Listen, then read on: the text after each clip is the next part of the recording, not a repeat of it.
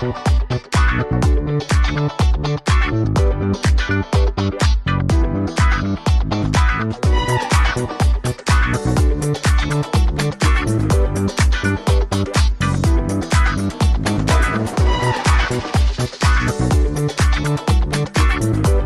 ami Peter Quinn, à Punta Cana, on fait une balado. C'est son idée avec sa femme Julie. Écoute, c'est une des meilleures idées. Merci de prendre le temps, mon ami. Merci Martin de l'invitation. C'est malade. Regarde, j'en ai des frissons. Ça fait tellement longtemps qu'on veut faire ça, là. Oui, on se book un rendez-vous, on se book un balado. Puis, je suis très honoré, sérieusement, là, que tu fasses partie du balado, puis que je puisse te mettre de l'avant. Mais j'ai dit la même chose à un collègue, puis quand je faisais mes recherches, j'adore faire mes recherches. Il m'aurait fallu un livre de 300 pages, je pense. Hier, j'avais 8, 9, 10 pages, je pense, recto verso. Là, j'ai réduit ça. Parce que Sylvain, la dernière fois, il me disait OK, il faut. J'aurais plus de place là, dans la chose.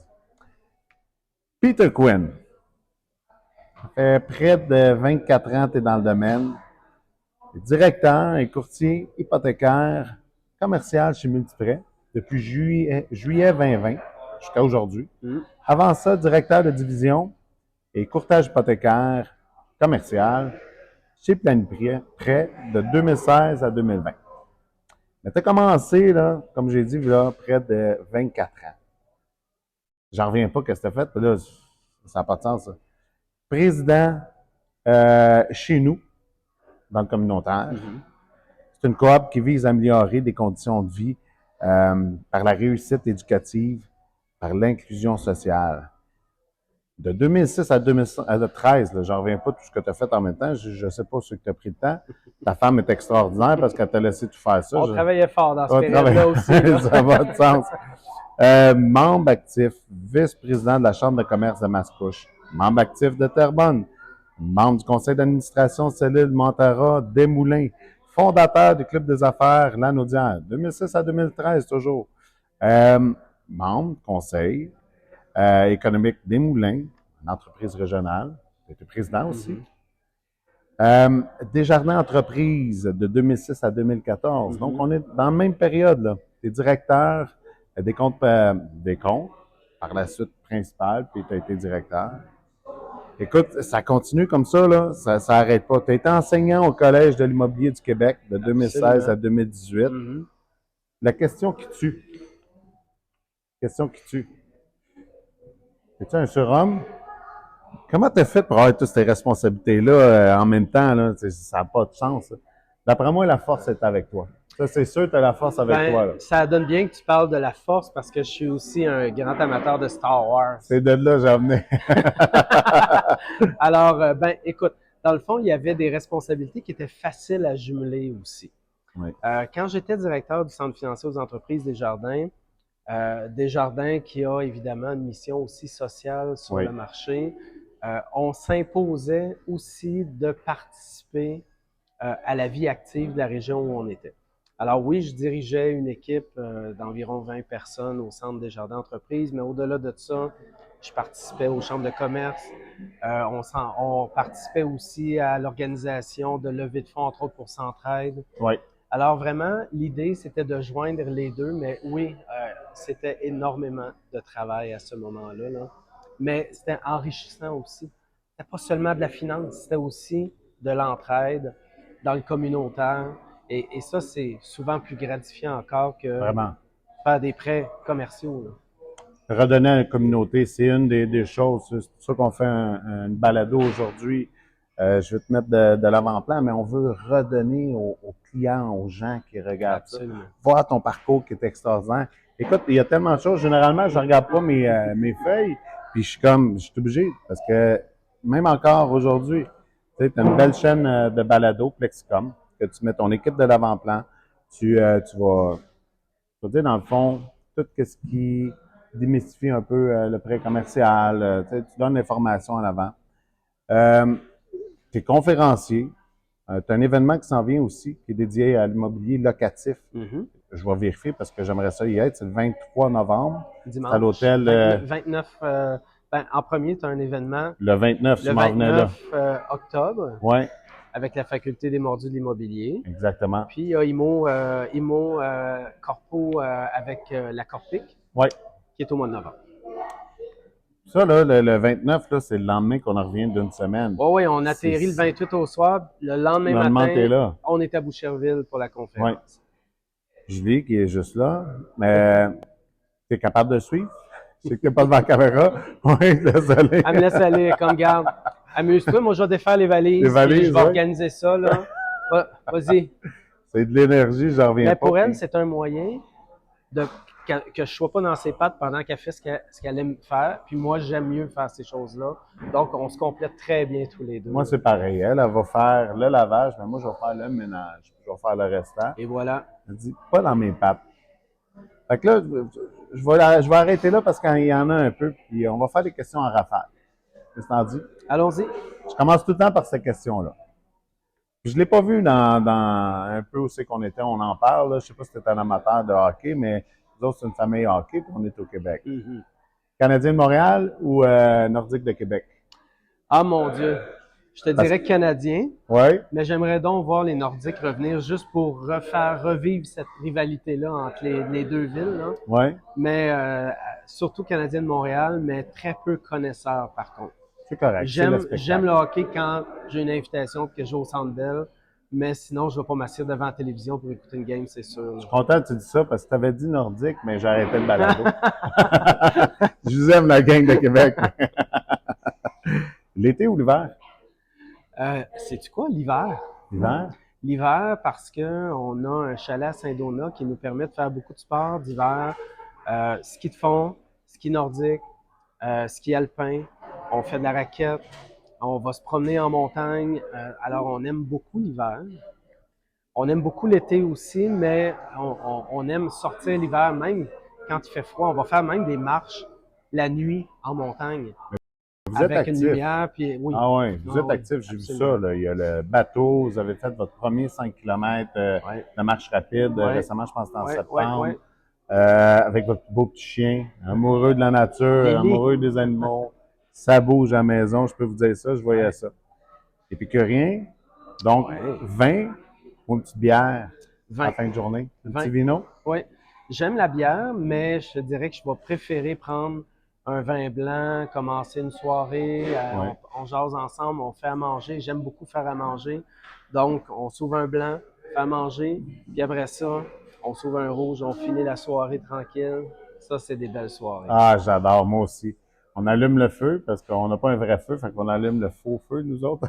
Des fois, ma blonde, elle met ça sur la télé, là, comme dans le temps à TQS. Avec la petite musique, on fait la même chose. On va t'inviter au chalet, on a un vrai feu. Un vrai feu? Oui. Là, on a un bois en arrière, puis justement, je suis en train de faire un pit à feu pour les gens, puis une grosse patinoire pour les enfants là, dans un complexe. Film d'action ou documentaire? Celle-là, je pense qu'elle est dure parce que... Elle est difficile. Ça dépend dans quel mood je suis. J'aime la science beaucoup. Je vais aimer regarder des émissions qui vont parler de l'actualité de la science, des nouvelles choses, autant pour l'espace, autant pour les maladies, les nouvelles cures. Ouais. Je m'intéresse beaucoup à ça. Mais si j'ai eu une grosse semaine, là, j'ai envie de m'asseoir devant la télévision, puis me vider l'esprit, puis pas penser à rien, puis un bon film d'action va être excellent. Être tranquille. Idem. On en parlait tantôt, là, tu sais, par rapport à ce qui s'en venait, la nature, tu écoutais beaucoup de découvertes aussi. Oui. Même genre, on est pareil à ce niveau-là. Là. Souvent, là, même pour me détendre, mais comme toi, si je veux pas me concentrer, un petit film d'action, on écoute notre John Wick. Dans ton cas, ben ça va être différent. Les 3 premiers films de George Lucas de Star Wars ou les 3 derniers? Ah, certainement les 3 premiers qu'on a vus, qui sont les 4, 5, 6 dans le fond, là. Ça, c'est merveilleux, ces films-là, là, mais je les ai toutes vus, là, à plusieurs reprises. As-tu suivi la série aussi? Oui. Absolument. Il y a plusieurs séries de Star Wars. Obi-Wan Kenobi qui en était une excellente. Donc, oui, je suis tout ça aussi. Je suis un abonné de Disney. Étonnamment, j'ai pas d'enfant, mais je suis un abonné de Disney, surtout pour écouter tout ce qui sort sur Star Wars. Oui. Mais là, tu sais, je te dis tout ça, tu réussis à faire ça, puis en plus, avec tout ce qui s'en vient que je vais dire. Luke Skywalker ou Darth Vader? Darth Vader, définitivement. À la maison, j'ai le costume identique Wow! et j'ai acheté le sabre laser Darth Vader. Et puis, ce costume-là, évidemment, pour un gars de 5 pieds 7, tu fais pas de crédible. Donc, ce que j'ai fait faire, c'est des bottes Oui. avec des talons intérieurs puis extérieurs. Avec le Wow! casque, j'arrive à 6 pieds 2. Pour vrai? Hey, on en parlait justement, je pense que tu as acheté ça là, 1 an et demi. Ça Je fait me souviens, on plusieurs faisait années que je l'ai plusieurs acheté, années, 1 an et demi, deux effectivement, ans. là. Oui, tu Puis, avais commandé ça. vraiment, là, c'est hot, là. Tu Fait que les sais. Comic-Con, toi, t'es Ah ouais. abonné à ça. Ouais, oui, mais je vais pas, j'ai pas le Non? temps. Là, tu sais, tu me demandais où est-ce que tu trouves ton temps, là. Ça, c'est quelque chose que j'aimerais faire, mais que j'ai pas le temps, Mettre de malheureusement. côté. OK. Euh, 4 duplex ou un 8-plex? 4 duplex ou un 8-plex? Écoute, check bien ça, où est-ce que je vais t'emmener. Si mes 4 duplex sont côte à côte, c'est parfait. Mais je ne ferai pas 4 duplex éparpillés dans la ville parce OK. que d'un point de vue investissement, c'est du temps, se promener d'un immeuble à l'autre. Alors, je vais préférer un 8 si je suis éparpillé, mais sinon, c'est très bien, mais un 8-plex avant tout. Avant tout, hein? Avant tout, oui. La gestion, un toit, c'est beaucoup Oui, mieux. puis beaucoup moins de dépenses. Hein? Étonnamment, Oui. un duplex, les taxes municipales et scolaires vont être plus chères qu'un 8 en nombre de logements quand tu répartis en nombre de Oui, logements. oui. Parce que tu risques d'avoir la même grandeur de terrain pour un 8 que pour un duplex, mais tu es en hauteur. C'est Donc, vrai. tu répartis ton coût sur une densité. Donc, au final, tu vas avoir plus de rentabilité à acheter un 8-plex que 4 duplex. J'ai hâte que tu me racontes ça un peu plus loin. Un taux fixe ou un taux variable? Définitivement taux fixe, surtout de ces temps-ci, évidemment, avec Oui. la hausse des taux d'intérêt. Clairement, le jour où les taux vont diminuer, on va revenir vers du taux variable, mais dans le commercial, le taux variable n'est pas vraiment une solution envisageable, surtout si on va dans des produits comme la SCHL. Oui. On doit définitivement prendre un taux fixe 5 ans. 5 ans, oui. Alors moi, j'encourage le taux fixe, surtout dans une optique où on pense que les taux vont se maintenir quand même plusieurs années. Je pense pas que ça vaut la peine de Je suis curieux s'implanter d'entendre sur ça du parce variable. que tu sais, souvent, si on veut refinancer pour aller chercher l'équité, aller s'acheter une autre propriété, donc au niveau résidentiel, donc les pénalités vont être 3 mois d'intérêt de pénalité. Donc, tu sais, ça nous emmener à une stratégie pour faire la même chose, mais en taux fixe. Donc, Ouais. on va aller vers un terme selon notre plan d'affaires plus court, j'imagine, ou? Ça dépend de ton horizon de placement. Un immeuble à logement, c'est un placement. Oui. Alors là, on va parler d'optimisation. Est-ce qu'on peut augmenter les revenus? Ça va nous prendre combien de temps pour atteindre les revenus espérés Oui. avec un minimum de dépenses pour augmenter notre rentabilité? Aujourd'hui, avec les taux d'intérêt qui ont beaucoup progressé, l'optimisation est plus longue parce qu'au fur et à mesure que tu augmentes tes logements, les taux augmentent aussi, donc ça Oui. compense cet effet-là. Donc aujourd'hui, c'est 5 ans, je te 5 ans. dirais. C'est 5 ans qu'on devrait envisager. Donc souvent, les gens vont aller plus sur un prêt sur SCHL 5 ans ou un prêt APH. Oui. Et c'est une bonne stratégie pour maintenant. Mais tu es toujours présent. Depuis que je te connais, là, écoute, c'est arrivé des week-ends, tu m'as répondu le soir, tu essaies de trouver des stratégies, toujours souriant, t'aimes aider les gens. Ça paraît, quand on va sur tes réseaux sociaux, tu partages des immeubles qui sont à vendre, tu partages des organismes. Moi, je trouve ça reflète ce que tu es, puis ton parcours au travers de la communauté. Tu bats des records, tu sais, à toutes les années. Tu as tout gagné chez Multiprêt. Moi, quand je parle, j'étais le meilleur au Canada. Tu sais, c'est même pas notre région, c'est prouvé avec tes chiffres. On a parlé tantôt. Tu sais, tu es un amateur de bateau, tu fais beaucoup de choses avec ta conjointe, tes amis. Le temps que tu passes là, tu es un amoureux de bateau. J'ai vu VTT dans le passé. C'était. On n'a pas tant aimé ça au final. Là. Ouais. On a fait ça 1 an puis on a revendu. Revendu. Mais Spider, par contre, Ouais. on aime la moto plus sécuritaire. On va dire Ouais. ça comme ça. J'aime mieux être à 3 roues qu'à 2 roues. C'était le compromis pour que ma conjointe embarque avec moi. Et puis, c'est elle qui s'endort dessus aujourd'hui. Ah oui. Nous, c'est notre passion. Moi et ma conjointe, on fait de la moto, mais à 2 roues. Ça nous libère, là. Mais on va pas sur les autoroutes. On a tout le temps les petits chemins en arrière. Ouais. Pas trop vite. On a une moto qui est sport, mais pas ultra sport. Puis ça nous fait du bien. Fait que je peux comprendre à ce niveau-là. Mais ton énergie te prend où? Écoute, moi, je sais pas, c'est sérieux, je la prends pas au gym, c'est clair, parce que je déteste l'exercice physique. Mais j'aime pas l'exercice physique où je vais tout le temps faire la même chose. Lever des poids, courir sur un tapis roulant, moi Ouais. je vais fou, j'haïs ça pour mourir. Par contre, on le disait tantôt, marcher en montagne, sortir, aller marcher, nous autres, on aime beaucoup ça. Donc, l'énergie, on la prend là. On fait attention aussi à ce qu'on mange. On fait attention.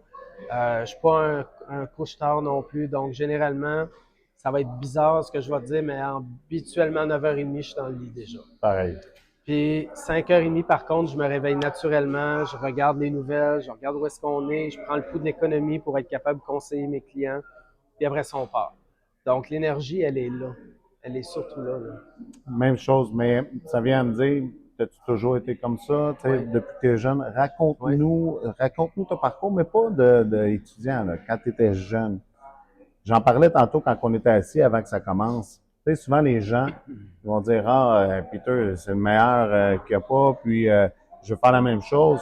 Mais notre parcours, là, il y a des embûches. C'est dur. Des fois, on est parti en arrière de tout le monde, puis il a fallu travailler plus fort que les autres pour se rendre ce qu'on est. Tu sais, c'est pas tout donné dans les mains. Quand tu étais jeune, tu faisais Oui. quoi? Tu étais quel genre de personne? C'est quoi qui t'a emmené à aller à tes études?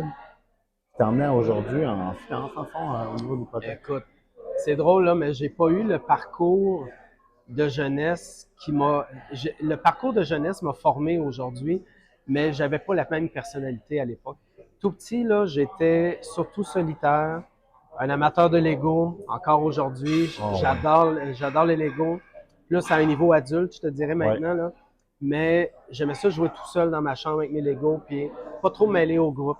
À l'école, c'était pareil. Je me mêlais pas beaucoup aux gens non plus. Solitaire, faisais mes petits devoirs, mes petites affaires, puis étonnamment, la matière que je réussissais le moins, c'était les mathématiques. Oh, Et clairement, je suis pas dans un monde aujourd'hui où les mathématiques, tu sais, c'est présent à tous les jours maintenant. Mais il y a eu une switch au secondaire qui est arrivée. c'est découpé. Et les, je suis tombé sur une prof en secondaire 3 qui regardait ce que je faisais puis qui voyait que j'avais de la difficulté à comprendre. Puis à un moment donné, elle m'a regardé puis elle m'a dit, c'est-tu parce que tu n'aimes pas ça ou parce que tu comprends pas? J'ai dit, non, j'aime ça, mais je comprends pas. Elle dit, es-tu prêt à travailler? Ben oui, Oui. c'est sûr que oui. Elle dit, parfait, moi, je vais t'entendre. Cette prof-là a fait un miracle à ce moment-là parce que secondaire 3, j'ai super bien réussi mes mathématiques. Secondaire 4, mathématiques enrichies. Secondaire 5, mathématiques enrichies aussi. Et après ça, ainsi de suite. J'ai rentré au cégep en illustration. J'étais allé à l'université en finance. Ça t'a permis à te valoriser et à dire, hey, moi, Ouais. j'ai confiance, je crois en toi. Ouais. Puis sûrement, ça le déteint sur les autres matières aussi et le processus, ta structure pour aller de l'avant. Puis Absolument, ça prend absolument. une personne. Puis, j'étais un petit gars très, très, très effacé quand j'étais jeune. Puis aujourd'hui, tu me vois sur les réseaux C'est le sociaux, contraire. tu me vois dans les conférences, tu me vois sur le stage. Je rentre sur le stage, là, je parle à des gens, là, ils me disent, comment tu fais?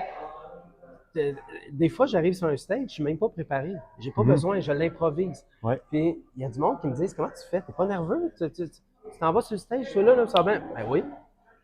Je m'en vais pas parler à 300 personnes. Je m'en vais parler à une personne à la fois. Ouais. Alors, quand je suis sur le stage, je me concentre sur une personne à chaque fois que je parle, plutôt qu'aux 300.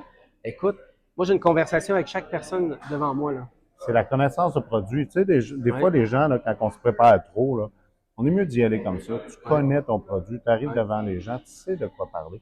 Puis, si on se prépare trop d'avance, des fois, le marché va changer, des fois, puis quand on est à l'écoute des gens alentour, bien, c'est là que ça devient facile. Puis je peux te dire, autant que tu étais timide quand tu étais jeune, on a passé la semaine ici ensemble, c'est super plaisant. Tout le monde en parle de toi, ta conjointe. Vous allez nous voir. Allô, comment ça va, le sourire, hein? On a tous le goût de passer du temps Puis avec, on est ici pour avec ça. vous. Oui, aussi. On Le est monde ici pense pour qu'on ça. on est Tu sais, en vacances. C'est Moi, une balance des deux mes aussi. clients, c'est mes référents avant tout. Moi, j'ai pas de métier si j'ai pas un gars comme toi qui pense à moi pour me référer à un prêt commercial. Donc, quand je viens ici dans une semaine de temps avec des courtiers hypothécaires résidentiels, c'est de prendre le temps d'aller les rencontrer, les écouter. Est-ce qu'il y a des choses que vous aimeriez que vous aimeriez qu'on améliore dans nos procédures, dans nos processus, pour faire en sorte qu'on génère toujours plus d'affaires, puis qu'on serve toujours mieux les clients de nos référents. Ben, tu nous sers bien aussi. Je me souviens, à un moment donné, on va de l'avant, je fais partie d'un organisme. Là, tu dis, hey, je vais te faire une vidéo. Puis on a mis ça de l'avant, ça a pris 24-48 heures. Tu avais fait un montage vidéo, je l'ai mis sur mes réseaux sociaux. On travaille ensemble, c'est ça qui est le fun. Absolument. Tu sais, à force d'y aller, ben, les gens, on te met de l'avant-plan. C'est le genre de personne que tu es, là. Ça prend pas une semaine, 2 semaines. Non, non, Je te non. le fais. C'est là. Demain, c'est là. Ici c'est et maintenant, prêt. comme on dit, là. C'est fou. Ouais. Fait que quand tu as commencé, puis tu as été en administration à l'école, quand tu as touché à ça, c'est quoi qui t'a dit, tu t'es dit en dedans de toi, là, moi, je vais aller dans la finance. C'est ça qui. Mon Y Dieu, je a-t-il une savais autre pas ce personne que qui t'a j'allais dit? faire. Je savais pas ce que j'allais faire. J'étais en administration au cégep, ça allait bien. Puis je savais que je m'en allais là-dedans à l'université. Mais je savais pas encore ce que j'allais faire jusqu'à temps que je rencontre Julie. C'est grâce à son père si je suis ici aujourd'hui. Pas vrai? Son père était directeur de Caisse populaire à l'époque. Puis, à un moment donné, il me dit, tu sais, je sais que tu étudies en administration, tout ça, puis j'ai une couple de congés de maternité. Viendrais-tu me donner des heures à la caisse? Viens m'aider un peu. Oh, Moi, je connais pas du tout le monde, tu sais, à part avoir mon compte à la Caisse des Jardins, je connais pas le monde des caisses en tant que tel. non, Mais dans là, notre temps, c'était un livret, hein? ouais, c'était des livrets. Mais il a allumé quelque chose parce que quand j'étais tout petit puis que j'allais avec ma mère déposer mes petits rouleaux de 30 sous à la caisse, là, je voyais la caissière en arrière puis je disais, hey, j'aimerais ça faire ça. Et là, tout d'un coup, son père me dit, viens faire un bout de caissier chez nous. Puis, fait que je suis rentré dans des jardins. Puis ça, c'est en 92. On Wow. s'est rencontrés ensemble en 92. Ça fait 31 ans qu'on est ensemble cette année. Wow, félicitations. Et Vraiment. puis, de fil en aiguille, j'étais commis, caissier. Après ça, je suis monté au niveau conseiller services d'entreprise, Caisse populaire Anjou. Puis ensuite, ça a continué comme ça jusqu'à ce qu'on arrive à la direction de Desjardins. Donc, vraiment, Pourquoi la vers carrière. entreprise? Ça, là, sais-tu quoi? Ça a commencé quand j'étais caissier à la Caisse populaire où était mon beau-père. Les caissières n'aimaient pas ça être caissière du côté commercial parce que dans le temps, c'était des bundles de cash. Là, Oui. là les dépanneurs arrivaient avec des bundles de cash, là, puis des sacs de cash. Puis là tu arrivais, puis là, tu avais ta machine, là, puis tu mettais l'argent, là, trrr, ça déroulait comme ça, puis tu comptais. C'était long de servir un client commercial. Moi, c'était comme, puis on va jaser de ta business pendant qu'on fait ça. Ouais. Fait que moi, je jasais avec le client, je jasais de sa business, comment ça fonctionne vos affaires, puis ça m'intéressait. Mais ce qui m'intéressait le plus, c'est que ces gars-là donnaient du titre. Pour vrai? T'avais le droit de recevoir du titre Oui, à ce temps-là? oui, ben, tu sais, c'était pas grand-chose. Ouais. Ils te laissaient une pièce, 2 piastres, tu Oui, sais. oui. Mais j'aimais ça, c'était comme, puis je faisais un petit peu d'argent comme ça, mais au-delà de ça, c'était plus le contact client que j'avais. OK. Fait que moi, dès qu'il y avait une caisse commerciale que je pouvais prendre, c'était comme, OK, les filles, aujourd'hui, je vais faire ça. Puis le monde des entreprises m'a toujours intéressé, mais à un moment donné, je voulais évoluer dans Desjardins. J'étais tanné d'être juste caissier. Yes. J'avais de l'ambition, je voulais être autre chose que caissier. Puis à l'époque, j'ai appelé à la Fédération des caisses des jardins pour leur demander, c'est quoi vos postes d'avenir, vous autres? Ouais. Qu'est-ce que vous allez rechercher dans le futur? Puis ils m'ont dit, c'est quoi, nous autres, on va avoir besoin de directeur de compte entreprise parce qu'on va ouvrir la machine vers ça. Bon, je suis parfait. On va commencer à regarder c'est quoi les postes qui sont ouverts en entreprise, ça m'attire. C'est comme ça que je suis rentré dans le monde commercial. Ouais. Fait que quand tu as été vers ça, est-ce que tu as des formations? Il a fallu que Desjardins passe des examens. Je sais que dans mon côté, c'est rendu l'autorité des marchés financiers, mais quand on est chapeaudé par une banque ou Desjardins. C'est de la formation à l'interne. À l'interne. Tu apprends avec quelqu'un qui fait déjà le métier. Puis graduellement, tu apprends ton métier comme ça. Puis un jour, ben, tu deviens celui qui monte aux autres. Puis c'est comme ça que j'ai appris de fil en aiguille. Écoute, jeune, j'ai rapidement gagné des concours de top vendeurs au niveau commercial chez Desjardins. On gagnait des prix, j'ai gagné des voyages, j'ai gagné un cinéma maison parce que j'avais eu une année extraordinaire par rapport à mes pairs. Donc, vraiment, là, ça m'a fait progresser rapidement. Puis à un moment donné, ben, j'étais un peu tanné de l'aspect vente. Puis je voulais aussi surtout développer la connaissance du vrai commercial. Oui. La connaissance de comment ça s'analyse en arrière, les ratios, les exigences financières. Et là, je suis allé faire un tour comme autorisateur de crédit à la Fédération pendant 1 an et demi. Pour Pour vraiment apprendre au niveau apprendre, commercial. pour être capable de traiter des plus gros dossiers qu'un prêt de 100 000 ou 200 000 sur un start-up, là, je voulais Oui. vraiment comprendre le vrai commercial. Et là, j'ai fait 1 an et demi là, où c'était que purement de l'autorisation de crédit. Donc, au niveau de l'analyse, etc. Que de l'analyse. Wow. Que de l'analyse. Est-ce que tu te souviens de ton premier dossier et comment que ça a été? Moi, je me souviens du mien. Là. Je l'ai travaillé fort. Je pense que je l'ai travaillé 2 semaines. Puis mon premier dossier, c'était 55 000 Je me suis lié d'amitié avec un courtier qu'aujourd'hui, il va être un de mes hommes d'honneur à mon mariage l'année prochaine. C'est comme ça qu'on a développé.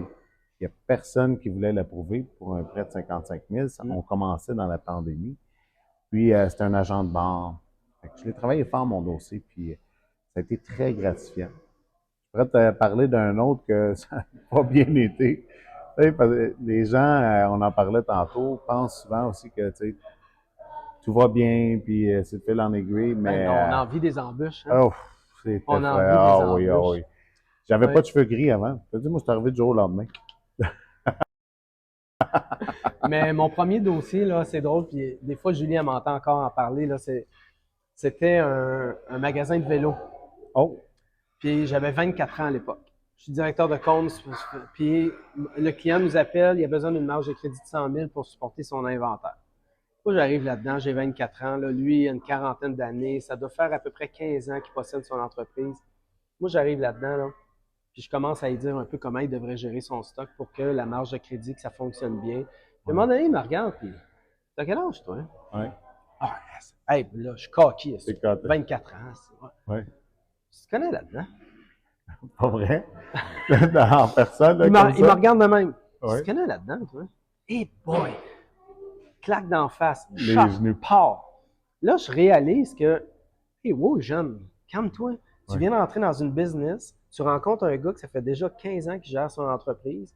Lui, là, il n'a pas besoin de se faire dire comment gérer ça. Il a besoin du 100 000. That's it. Ouais. C'est tout ce qu'il a besoin. Là, ton minding, ta maturité arrive. Ouais. Hein, on se comprend. Alors, ça a été une bonne shot dans le sens que ça m'a permis de renverser la vapeur avec lui en lui disant je connais pas grand-chose, mais les marges de crédit, je connais ça, puis je vais bien te servir. Puis il a eu ma réponse, puis ensuite, on a comme développé une super bonne relation ensemble, puis ça a super bien été. Dossier qui a moins bien été, ça, puis c'était de ma faute en plus. Je me présente chez un client, j'ai un rendez-vous, je suis pas préparé pantoute.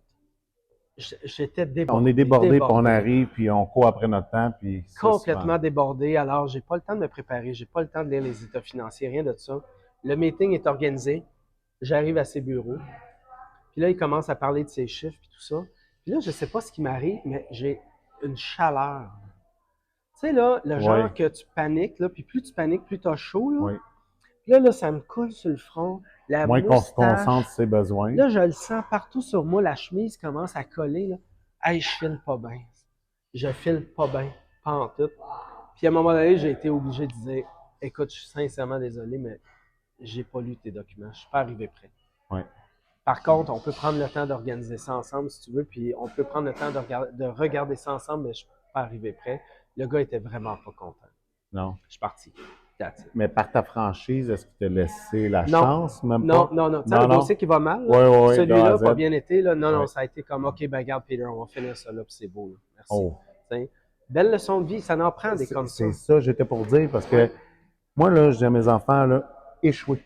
Échouer le plus rapidement possible, mais échoue par en avant. Ouais. Ça veut dire apprendre tes erreurs, puis la prochaine fois, tu regardes en arrière, OK, je vais le faire différemment. Échoue le plus souvent, parce que quand tu as 8 ans, 10 ans, 11 ans, 16 ans, tu n'as pas les responsabilités qu'on a à notre âge, puis tes échecs vont permettre à grandir comme ceux que tu viens de rencontrer. Là. Puis pour aider les gens, pour faire le moins d'échecs, j'aimerais ça que tu me parles vraiment qu'on démystifie le prêt commercial, les stratégies, comment qu'on peut prendre ça à notre avantage, comment que je peux utiliser mon prêt comme aller vers un prêt commercial. Je te donne des exemples. J'ai beaucoup de clients qui ont bâti des portefeuilles résidentiels, puis donc les mises de fonds généralement sont moins élevées ou les taux d'intérêt, tout dépendamment à quelle hauteur, tu l'expliqueras, là, c'est ton expertise. On va bâtir le portefeuille, puis par la suite, on va faire une transition vers le commercial. Comment qu'on peut prendre cet avantage-là et dans quelle situation qu'on peut aller pour ceux qui se bâtissent un portefeuille locatif? Parce que c'est au personnel. Généralement, on n'a pas la compagnie, parce qu'une compagnie, c'est une entité. Ouais. On fait des moyennes de 2 ans, etc. C'est quoi les premières étapes? J'en ai quelques-unes, là. On est à quoi, 17, 18? Là, Sylvain il me regarde, j'ai encore le temps? Oui. Le boss, Sylvain, des fois, il est là. On manquait de batterie. On va manquer de batterie. Alors, écoute, c'est sûr que les clients vont souvent avoir tendance à se lancer dans le commercial avec des petits immeubles, duplex, triplex, quadruplex au début. Puis là, graduellement, vont aller vers le 5 et plus, qui est par définition du commercial. Oui. Même si certaines institutions financières pour le 5 à 8 le considèrent au résidentiel, Oui. en général, dans la définition, le 5 logements et plus, c'est commercial. Donc, je te dirais, il y a deux écoles de pensée. Il y a ceux qui vont acheter les petits immeubles en premier, puis un jour vont acheter plus gros, puis ils vont peut-être vendre les petits pour aller vers plus gros. Ou il y en a qui vont s'associer ensemble, mettre leurs fonds ensemble, puis tout de suite commencer aux 5 logements. C'est la solution que je préfère. Parce que le duplex, le quadruplex, à la base, par définition, c'est des immeubles propriétaires occupants. Oui. C'est pas destiné à des investisseurs et la rentabilité associée à ces immeubles-là est plus ou moins intéressante. Ça devient rentable quand tu vis dedans. OK, oui. Quand tu vis pas dedans, un duplex là, va te rapporter peut-être au final quoi? 5 000 $ net à la fin de l'année, une fois que tu as tout payé. Tu as payé ton hypothèque, tes taxes, tes assurances. Il ne te reste plus grand-chose là après. Donc, la rentabilité étant moins au rendez-vous, c'est plus difficile de passer à l'étape suivante en ramassant des fonds rapidement pour. Tu sais, le premier plex, c'est le plus difficile. Mais tu fais tes profits avec ton premier, tu achètes ton deuxième, après ça, tu prends les deux pour acheter ton troisième. Souvent, les gens, au début, vont. Parce que quand on va à un duplex, c'est 5 de mise de fonds, propriétaire occupant, triplex, quadruplex, un 10 Et quand on regarde les valeurs, tout dépendamment des secteurs, bien, la mise de fonds est plus abordable pour les gens. C'est la raison pourquoi ils vont aller là. Puis, éventuellement, mais le capital il descend, la valeur de la propriété augmente, on refinance, on a plus d'argent pour en acheter un autre. Je pense que c'est la raison pour laquelle ils vont. Mais si on attend un petit peu plus, comme tu viens de dire, puis on ramasse notre mise de fonds ou on se met en groupe, c'est quelque chose de plus... Ben, c'est souvent mieux d'envisager d'aller en groupe. Tu sais, on peut se retrouver, dans le fond, toi, moi, Sylvain, on met chacun 100 000, puis on achète un 5plex, on l'optimise ensemble, on prend de la valeur, on refinance cet immeuble-là, puis on achète un autre, puis on se forme un portefeuille immobilier. Puis peut-être un jour, tu vas me dire, Peter, c'est quoi, je suis tanné de l'immobilier? Parfait, garde, je vais refinancer les immeubles, je te rachète ta part. On peut faire ça. Fait que souvent, c'est une belle option parce qu'un jour, celui qui a plus d'ambition dans le groupe va finir avec tout le portefeuille, mais au début, il va avoir eu de l'aide de ses associés pour le réaliser. Mais là, j'ai tellement de questions, puis je les regarde même pas. Ça me passionne. Moi, c'est une de mes spécialités au niveau du portefeuille locatif. Les gens qui arrivent, c'est souvent des travailleurs autonomes. C'est des dossiers que les gens ne veulent pas vraiment parce que c'est plus compliqué, l'été en général, etc., des façons d'aller chercher d'autres revenus parce qu'on se déclare un plus petit revenu. Puis, lorsqu'on fait ça, est-ce qu'on... La SCHL, ça existe, on en a parlé tantôt. Est-ce que ça nous permet de réduire notre mise de fonds? Je te pose des questions de base pour ceux qui... Donc, je vais avec le CHL, je vais à un 8plex, sur ma mise de fonds, au lieu d'être, je sais pas, 25-30 là, plus basse, ou est-ce que les taux d'intérêt sont mieux? Là, je te donne des questions en rafale. Si jamais tu rajettes ton partenaire, comme tu viens de le dire, c'est mieux de refinancer, prendre une deuxième tranche hypothécaire? Est-ce qu'on peut le faire au commercial? Est-ce que... Je vais m'arrêter, je vais te laisser répondre un peu, là, mais tu vois ma passion pour ça. C'était quoi ta première question? Mise de fonds, taux d'intérêt. Alors dans le fond, SHL. Pour aider les gens qui nous écoutent, là, on va juste se mettre dans le contexte qu'on est à la fin octobre 2023 en ce moment. Et que les taux d'intérêt sont quand même élevés. Donc, tu as 3 solutions de financement qui existent au niveau multilogement. tu as le prêt conventionnel, Oui. qui n'est pas assuré par la SCHL du tout. Tu as le prêt assuré par la SCHL traditionnel. Conventionnel, c'est-tu comme dans le résidentiel? Moins de tant % de mise de fonds? C'est ça. C'est un prêt conventionnel qui, en général, va être à 75% du plus petit entre le prix, la valeur économique ou la valeur marchande, OK. sur 25 ans d'amortissement. Ensuite, tu as le prêt assuré CHL traditionnel, qui, lui, peut aller jusqu'à 85% du plus petit encore entre le prix, la valeur économique ou la valeur marchande. Et tu as le prêt APH, qui est une nouveauté depuis à peu près 2 ans, qui peut te permettre d'aller jusqu'à 95%, mais encore là, du moindre des 3 valeurs. Aujourd'hui, en prêt conventionnel, même si tu peux atteindre 75% de financement, les prix font en sorte que les vendeurs vendent beaucoup trop cher, les valeurs économiques sont beaucoup trop basses, et tu vas te retrouver souvent avec une mise de fonds à 50% de ton prix d'achat. OK. Alors, c'est pas la solution. Les gens vont retenir maintenant la solution SCHL. En traditionnel, c'est faisable. Tu vas peut-être te rendre jusqu'à peut-être 75% de financement. Même si tu pouvais aller jusqu'à 85, on ne l'atteint pas la plupart du temps. Puis en APH, tu vas te rendre à 80-85%. Ça peut être réalisable. Est-ce que tu peux expliquer l'APH? Parce qu'on connaît tout le reste, mais les gens ne connaissent pas vraiment l'APH. Et je reviendrai à ce que tu fais avec ça, là, selon ton calcul, parce que tu parlais des 3 valeurs. La valeur économique, évidemment, oui. Que tu veux savoir. Là. Oui, je veux savoir, parce que de notre côté, on travaille avec l'ABD, l'amortissement brut de la dette, l'ATD, les dettes totales, selon ton revenu, etc., taxes, capital, intérêt, chauffage, mais c'est pas la même façon de votre côté. Ton ABD puis ton ATD, oui. C'est ce qu'on appelle calculer la capacité d'emprunt d'un individu. Exactement. La valeur économique, c'est de calculer la capacité d'emprunt de l'immeuble. On pourra y revenir tantôt. Il n'y a pas de problème. Pour l'instant, pour ta question sur l'APH, au niveau de l'APH, il y a 3 façons de rentrer dans le programme que tu peux faire d'une seule façon ou d'un mix des 3. Il y a l'efficacité énergétique, qui est souvent le programme dans lequel les immeubles neufs, on va aller.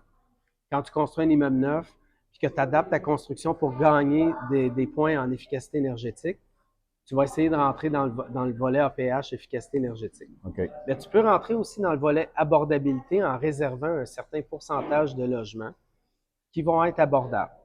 Et ça, c'est plus dur dans l'immeuble neuf parce que souvent les logements sont à 1500, 1700, 1800. C'est pas des logements abordables à ces prix-là. Donc, tu vas rentrer plus en abordabilité dans l'immeuble usagé. Okay. C'est un autre volet qu'on appelle l'accessibilité pour les personnes à mobilité réduite, où là, tu vas avoir des logements de qualification universelle qui permettent à des personnes, entre autres en chaise roulante, de circuler normalement dans des espaces locatifs, dans des appartements. Donc, je te dirais, tu peux rentrer dans un seul. Tu pourrais être juste efficacité énergétique, par exemple, pour les immeubles neufs. Ou tu pourrais être abordabilité, puis peut-être un peu d'efficacité énergétique dans l'immeuble usagé en faisant des rénaux pour te permettre de gagner certains points.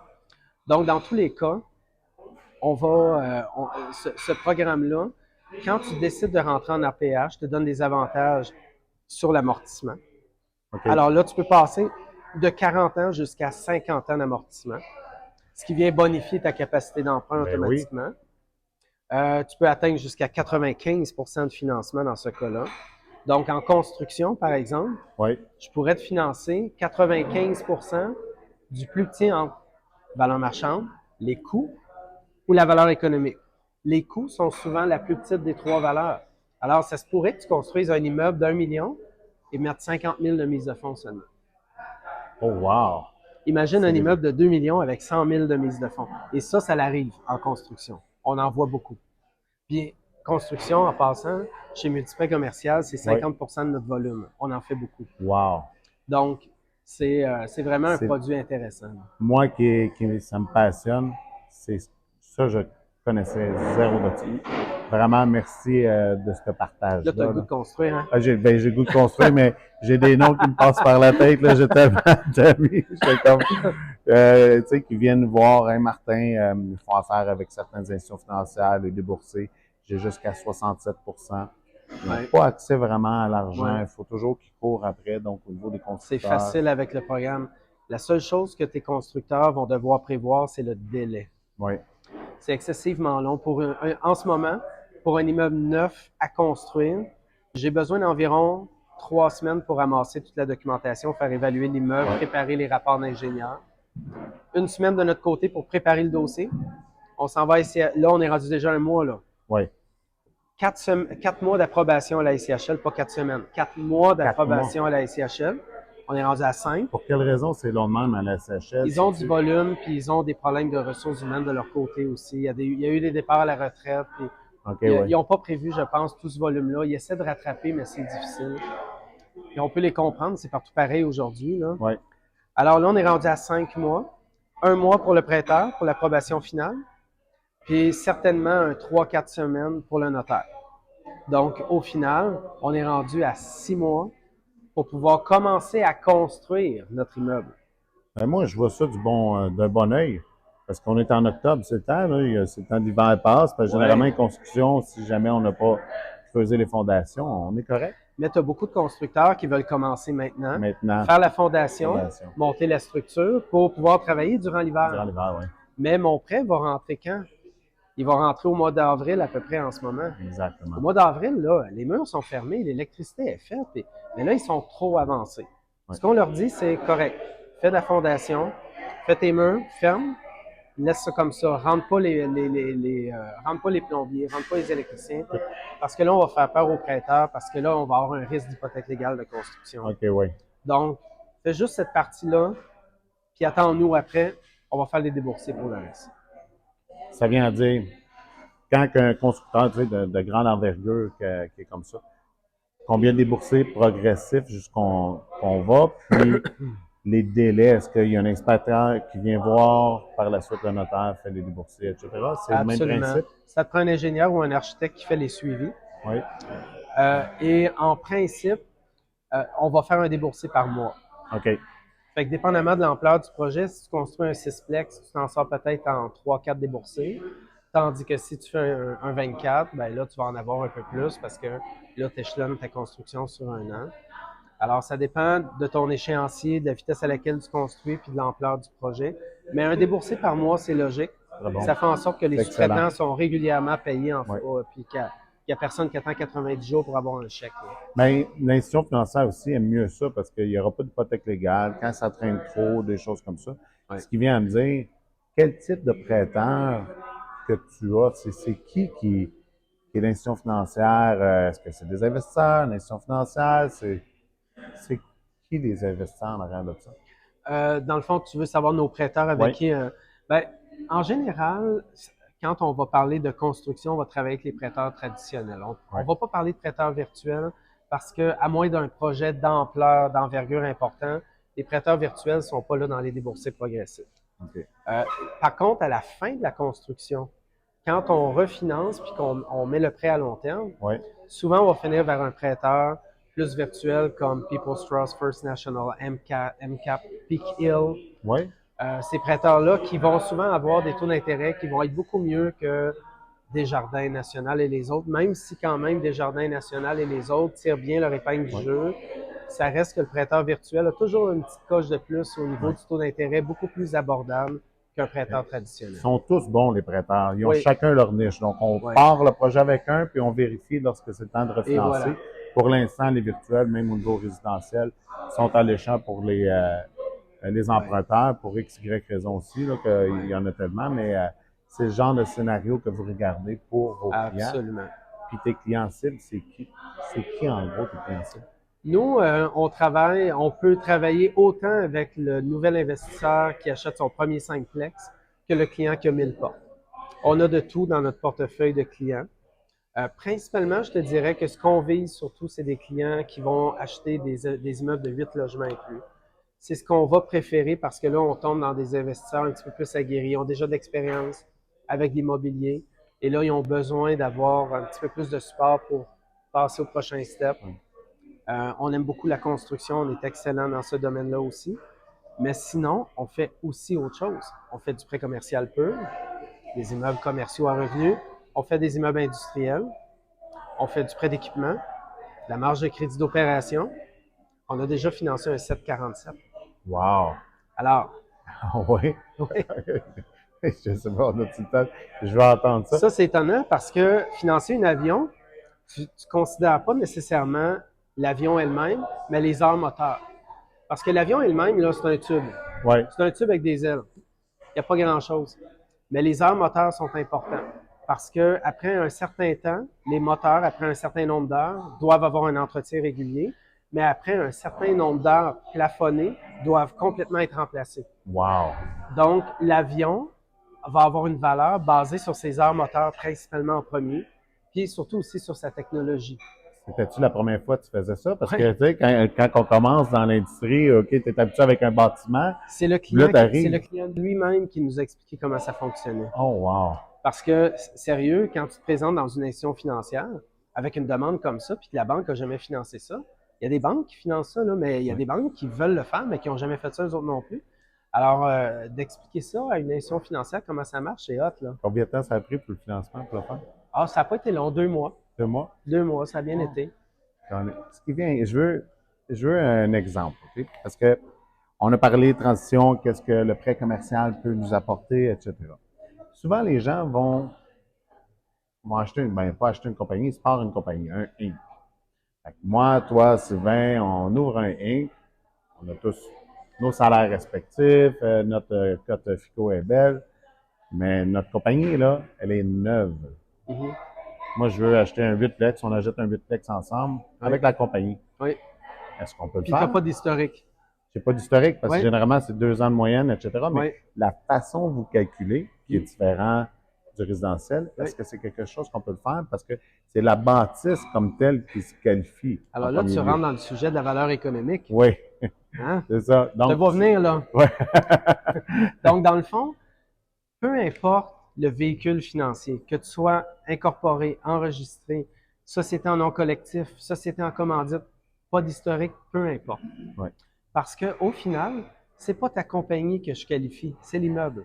Ce que je dois évaluer, qui est une valeur économique, qui est dans le fond une capacité d'emprunt, est-ce que mon immeuble, avec ses revenus, ses dépenses, puis son revenu net, surtout son revenu net, qu'est-ce qu'il peut se permettre comme dette avec le revenu net qu'il dégage?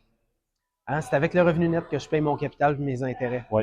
Donc, si j'ai un revenu net de, par exemple, 100 000, ben, on peut peut-être juger que tu peux te permettre un prêt qui va te coûter 80 000 par année.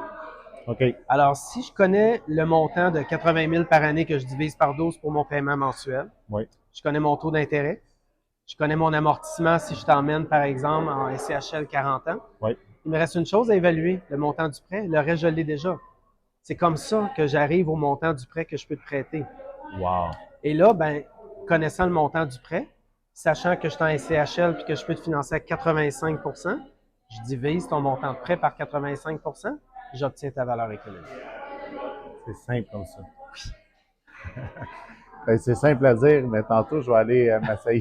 C'est simple à dire, mais tu dois connaître tes dépenses normalisées, tu dois connaître le taux d'intérêt en vigueur quand tu fais tes calculs.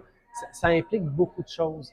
Et beaucoup d'investisseurs ont tendance à essayer de développer des outils de leur côté pour faire leurs propres calculs. Puis au final, ils n'arrivent jamais aux chiffres que nous, on évalue parce que soit ils ont surévalué ou sous-évalué les dépenses ou le taux d'intérêt utilisé.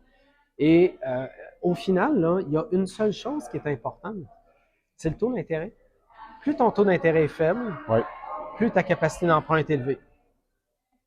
Tu parles de taux d'intérêt. On en regarde. Là, je ne te mets pas dans un coin d'un mur ou quoi que ce soit. On a souvent l'impression qu'un prêt commercial, les taux d'intérêt sont exorbitants. Les mises de fonds, ben là, on les a démystifiées par rapport à l'APH, la SCHL, etc. On regarde quoi comme taux d'intérêt? Puis, je sais que c'est selon la valeur aussi. Donc, 2 volets ma question. C'est quoi ton prêt minimum? C'est quoi ton prêt maximum? Les taux d'intérêt, c'est entre quoi et quoi selon le projet aussi? Notre prêt minimum, ce qu'on cherche, c'est 500 000 et plus au niveau financement. Puis, c'est pas par caprice, c'est pas parce que nous autres, on est au-dessus de ça. C'est simplement parce qu'en bas de 500 000, les banques, le 3/4 du temps, nous disent c'est trop petit, on n'a pas le temps, on n'a pas les ressources. Ou à la limite, on va te le faire quand même, ton prêt de 350, mais ça va être 9 Puis là, on va avoir une banque ou 2, gros max, qui va nous dire oui. Puis là, on va se retrouver avec un client frustré parce qu'on ne présente pas d'option. Je suis courtier hypothécaire. Mon travail, c'est de te présenter des options. Si j'ai pas d'option à te présenter puis que je te charge 5 000 $ pour faire le job, tu seras pas content. Non. Alors, on décide que 500 000 et plus, c'est le minimum acceptable. Il n'y a pas de maximum. J'ai une transaction en ce moment à la SCHL de 45 millions. Wow. Donc, on n'a pas de maximum nécessairement, mais vient un temps où, à un moment donné, le maximum, c'est le client lui-même qui l'atteint par sa capacité d'emprunt ou simplement par le fait que quand tu deviens très gros, les banques déroulent le tapis or, même pas le tapis rouge, le tapis or. Donc, tu peux même, t'es rendu tellement VIP dans cette banque-là que même si tu veux magasiner, tu vas jamais avoir mieux ailleurs de toute façon. Donc, vient un temps où c'est trop gros, on le prend plus à cause de ces raisons. À cause de ça. Si jamais on veut aller de l'avant avec toi, tu sais, je te l'ai dit tantôt, ton équipe que tu as emmenée ici, tu sais, ton temps est là, tu es là pour aider les gens. Comment qu'on fait pour faire affaire avec toi? Comment qu'on fait pour que je te rejoigne, j'ai un projet, tu sais, je vais te fournir les papiers que tu me dis. Donc, tu t'occupes du client de A à Z. Il peut faire ses devoirs avant, mais les calculs, tu vas les refaire. Donc, tu t'en occupes. Comment qu'on fait? Il y a plusieurs façons pour nous rejoindre. La première façon, c'est que tes clients peuvent t'appeler toi. Et à ce moment-là, tu vas pouvoir déjà faire un premier screening, voir si le projet est viable. Puis après ça, tu vas nous contacter, tu vas nous référer le dossier. C'est souvent la manière dont on préfère parce que de cette façon-là, il y a déjà un travail préparatoire. Sinon, si les clients ne connaissent pas Martin Ross et évidemment veulent travailler avec nous, ils peuvent venir directement. Je suis très accessible. Téléphone, courriel, notre site web, le multiplex.ca, qui est un moyen aussi de nous rejoindre. Mais sérieux, il y a plein de monde qui me disent « Hey, Peter Quinn, je ne vais pas l'appeler, tu sais, il doit être tellement occupé. » Je retourne mes appels dans l'heure, je retourne mes courriels dans l'heure, tout le monde est répondu, j'ai le temps de servir tout le monde. Et si j'ai pas le temps, j'ai une équipe de 7 courtiers hypothécaires avec moi. Donc, on est capable de servir tout le monde. Qui rappellent dans l'heure, je peux te dire. Puis, ils sont tous là, puis toi, tu es extraordinaire. Tu n'es pas juste un professionnel extraordinaire, tu es une personne que j'adore, tu es mon ami. J'ai rencontré ta femme, Julie, vous êtes merveilleux ensemble. Je veux dire merci d'avoir pris le temps sur ce podcast. Merci, Martin. Hey, merci beaucoup. Écoute, là, j'ai juste touché un peu à mes questions. Il faut que tu reviennes. On va en faire un deuxième. Merci, mon ami. Merci à toi. Merci de cette part-là.